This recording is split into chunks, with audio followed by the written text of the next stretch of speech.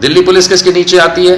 भारत के गृह मंत्रालय के, यानी अमित शाह जिसके मिनिस्टर हैं, होम मिनिस्टर ऑफ इंडिया, उनके अंदर आती है, दिल्ली सरकार के अंडर में नहीं आती है। तो दिल्ली पुलिस ने ऑब्जेक्शन लिया और बेल नहीं होने दी, अर्थात भारत के गृह मंत्रालय ने सफूरा जरगर की पहली जमानत नहीं होने दी थी। दिल्ली पुलिस कोर्ट को एफिडेविट पे कहने लगी कि भाई तिहाड़ जेल में तो पहले भी डिलीवरी हुई है और कानून के हिसाब से उनको बहुत अच्छे से रखा जाता है, इसलिए उनको जमानत नहीं मिलनी चाहिए क्योंकि उनके खिलाफ आरोप बहुत संगीन है। बड़े बड़े दफ्तरों में बैठे बैठे, ये जो बड़े बड़े दफ्तर में बैठे बड़े बड़े अफसर हैं दिल्ली पुलिस के, ये अमित शाह जैसे लोगों की उंगलियों पे नाच रहे, उंगलियों पे। दविंदर सिंह डीएसपी आतंकवादियों के साथ पकड़ा जाता है, उसके खिलाफ चार्जशीट नहीं बना और वो छूट गया बेल पे। दिल्ली पुलिस महान, दिन रात 18-18 घंटे गर्मी, धूप, धूल, मिट्टी, बारिश में ये हमारे लिए सेवा में लगे रहते हैं और इनके बड़े अफसरान खुद को बेच देते हैं।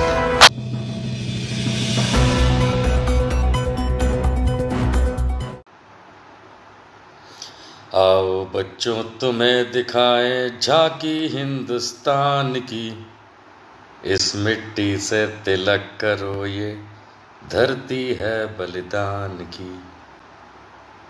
बचपन से गाया ये गीत, जब से होश संभाला तब से इसे दिल दिमाग में बसा के रखा है। क्यों? नमस्कार मित्रों, मैं निशांत वर्मा फिर से आप लोगों के साथ जुड़ गया हूँ। आप लोगों का बहुत बहुत धन्यवाद कि आज फिर आप लोगों ने माई प्राइम टाइम 9 PM पे ज्वाइन किया। Thank you.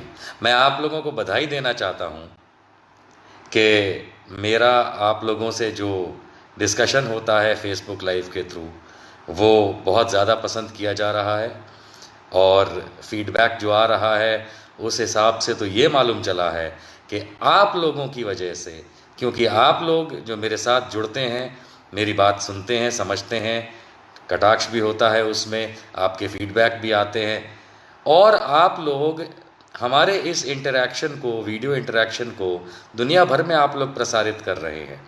मुझे नॉर्वे से, Sweden, US, Saudi Arabia, Dubai, Pakistan, Afghanistan, Nepal, Bhutan, सब जगह से, मैं कितने देशों के नाम गिनाऊँ, ऑस्ट्रेलिया,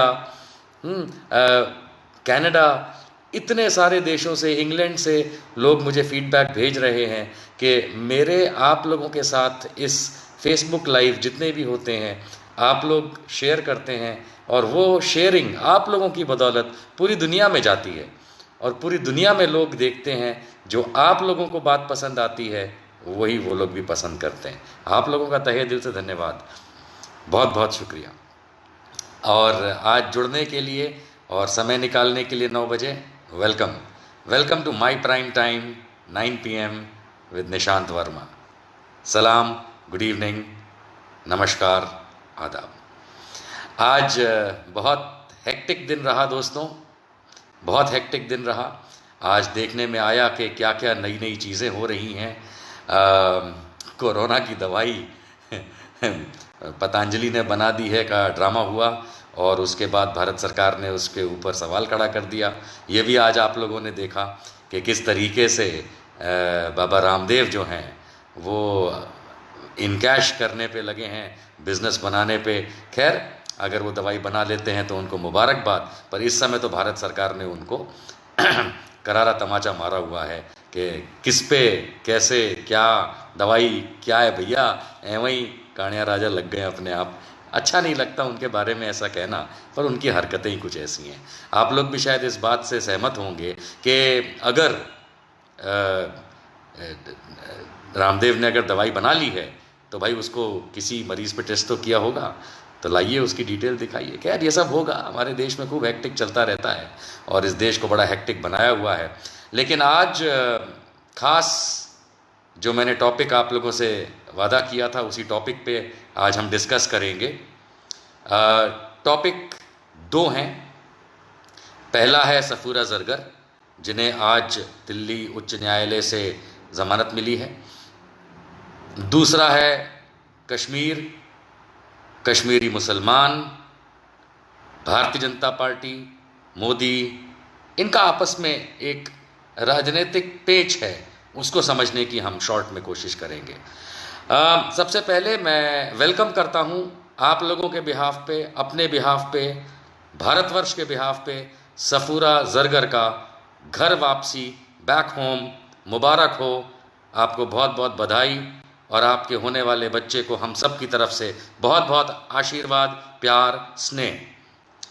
सफूरा जरगर, आपके खिलाफ जो भी कानूनी कार्यवाही है, जो भी अदालती कामकाज है, उसके बारे में हम कुछ नहीं कह सकते क्योंकि मामला सब जुडिस है, कानून के पास है।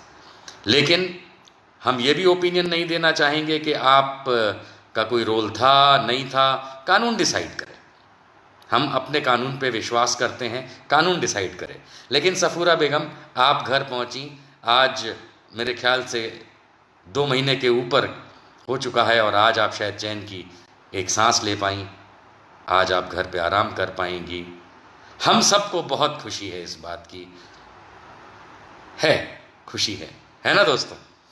अब यहाँ पे मैं इस टॉपिक को क्यों डिस्कस करना चाहता हूँ, मैं जब सफूरा जरगर के बारे में डिस्कस नहीं करना चाहता, मैं इसलिए डिस्कस करना चाहता हूँ कि जब से उनको अरेस्ट किया गया था तब से दिल्ली पुलिस, अरेस्ट तो दिल्ली पुलिस ने किया था, दिल्ली पुलिस ने 3 बार उनकी जमानत होने से अटकाई।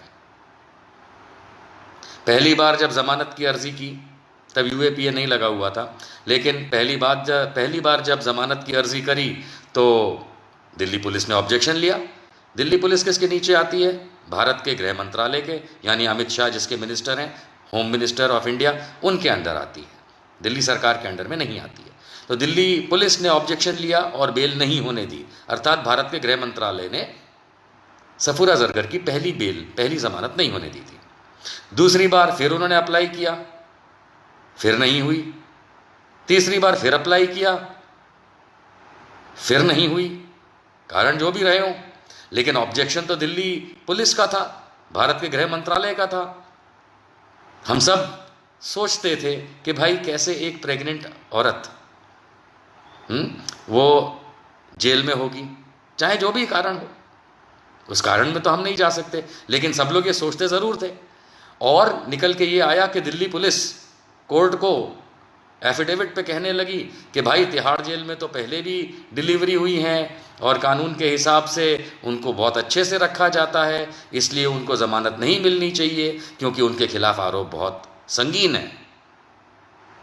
सवाल ये उठता है कि आज ऐसा क्या हुआ, आज 23 जून 2020 ऐसा क्या हुआ कि भारत के सॉलिसिटर जनरल तुषार मेहता, जो दिल्ली पुलिस के लिए दिल्ली उच्च न्यायालय में जिलह कर रहे थे, आर्ग्यूमेंट कर रहे थे, उन्होंने क्लियर कहा कि कोई आर्ग्यूमेंट की ज़रूरत नहीं है, हम कुछ शर्तों के अधीन रहते हुए इनको अनकंडीशनल बेल देने को तैयार हैं, बस ये कुछ कंडीशंस हैं, उसके सिवाय हमें कोई ऑब्जेक्शन नहीं है। बड़ी कमाल की बात है दोस्तों, बड़े कमाल की बात है कि कहाँ तो 3 बार यही दिल्ली की पुलिस और गृह मंत्रालय भारत का ऑब्जेक्शन करता रहा और आज कोई ऑब्जेक्शन नहीं। कुछ तो मामला है, कुछ तो गड़बड़ है। बहुत से लोग इसको एक अन्य केस के साथ जोड़ के देख रहे हैं, और डीएसपी वाले के साथ, लेकिन हम कौन होते हैं जोड़ के देखने वाले। डीएसपी वाले मामले में, डीएसपी दविंदर सिंह के मामले में तो चार्जशीट दिल्ली ने नहीं बनाई, दिल्ली पुलिस चार्जशीट नहीं बना पाई। देखिए इतनी महान पुलिस है हमारी। और मैं एक बात बता दूं दोस्तों कि सड़क पे, बीट पे, मोटरसाइकिल पे, पीसीआर में घूमने वाले जितने भी हमारे दिल्ली पुलिस के जवान हैं इस देश के, उनको हम सलाम करते हैं, वो बहुत मेहनत करते हैं। लेकिन ये बड़े बड़े दफ्तरों में बैठे बैठे, ये जो बड़े बड़े दफ्तर में बैठे बड़े बड़े अफसर हैं दिल्ली पुलिस के, ये अमित शाह जैसे लोगों की उंगलियों पे नाच रहे हैं, उंगलियों पे। सफूरा जरगर को अंदर कर दो, उसके बाद उसकी जमानत मत एक्सेप्ट कराओ, आज एकदम से एक्सेप्ट कर लो, कोई बात नहीं, okay my dear you can go, we don't have any problem, है ना। दविंदर सिंह डीएसपी आतंकवादियों के साथ पकड़ा जाता है, उसके खिलाफ चार्जशीट नहीं बना पाया और वो छूट गया बेल पे। दिल्ली पुलिस, महान सरकारी अफसरों, कितने महान हो तुम लोग, है ना, कितने महान हो। वर्दी को हमें सल्यूट करना चाहिए और तुम्हारी वर्दी उतार के जो लोग सरकारी पॉलिटिशियंस के साथ मिल करके ये जो बड़े अफसर खेलते हैं, उनकी तो वर्दी उतार देनी चाहिए, अब फिर अपने स्टाइल का सल्यूट करना चाहिए। बुरा लगा दिल्ली पुलिस। दिल्ली पुलिस बहुत इज्जत की चीज है हमारे लिए। इसमें कुछ अफसर बैठ करके जब इस तरीके से राजनेताओं के पैरों में गिर करके बड़े अफसर जब उनकी नौकरी करने लगते हैं तो हमें शक होता है कि ये दिल्ली, ये देश कहां जा रहा है। दविंदर सिंह जैसे को छोड़ दिया, कपिल मिश्रा, परवेश वर्मा, अनुराग ठाकुर के सामने तुम्हारी चोंच बंद है दिल्ली पुलिस। चोंच समझते हो, चिड़िया की होती है, चिड़िया। और चिड़िया की चोंच का उदाहरण इसलिए देता हूं क्योंकि चिड़िया दाना चुगती है। तुम बताओ बड़े अफसरों, तुम किसके दाने पे जी रहे हो? तुमने तो शपथ ली होगी आईपीएस स्कूल में कि देश की सेवा करोगे, सिटीजन्स की सेवा करोगे, या ये तुमने शपथ का मतलब निकाला कि राजनेताओं के पैर में पड़ के गिड़गिड़ा करके उनकी चाकरी करोगे? बड़े शर्म की बात है, बड़े शर्म की बात है। यहां पे सफूरा जरगर नहीं, यहां पे दिल्ली पुलिस कटघरे में है कि कपिल मिश्रा जैसे साफ दिखने वाले एविडेंस पे कोई बात नहीं करता, कोई दिल्ली पुलिस का एक्शन नहीं, परवेश वर्मा पे कोई एक्शन नहीं, अनुराग ठाकुर पे कोई एक्शन नहीं, और इनके जितने ऐसे नेता हैं उनके सामने कोई एक्शन नहीं। और एक प्रेग्नेंट लेडी को तुमने जेल में डाला और आज मानवता के ग्राउंड पे कोर्ट के सामने खुद दिल्ली पुलिस कहती कोई बात नहीं। तो आज जरा ये भी बता दो कि पिछली 3 बार तुमने क्यों नहीं माना? बहुत बहुत बेइज्जती की बात है। हम सोचिए, हम दिल्ली पुलिस पे डिस्कस करने लगे, हम पुलिस पे बात करने लगे, वर्दी पे बात करने लगे, बहुत शर्म की बात है। दिल्ली पुलिस सुधर जाओ। और हर दिल्ली पुलिस का कांस्टेबल, एएसआई, पीएसआई, एसआई, आप सबको सलाम है, आप बहुत मेहनत करते हैं। एसएचओ साहब जितने भी हैं सब बहुत मेहनत करते हैं, दिन रात 18-18 घंटे गर्मी, धूप, धूल, मिट्टी, बारिश में ये हमारे लिए सेवा में लगे रहते हैं, और इनके बड़े अफसरान खुद को बेच देते हैं।